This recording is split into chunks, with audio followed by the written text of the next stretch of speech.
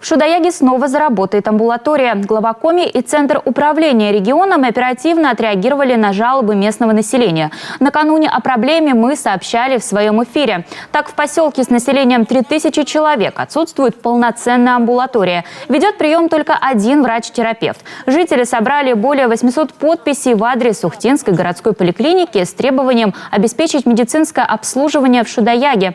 Сотрудники центра в ежедневном аналитическом отчете передали обращение жителей Владимиру Уйба.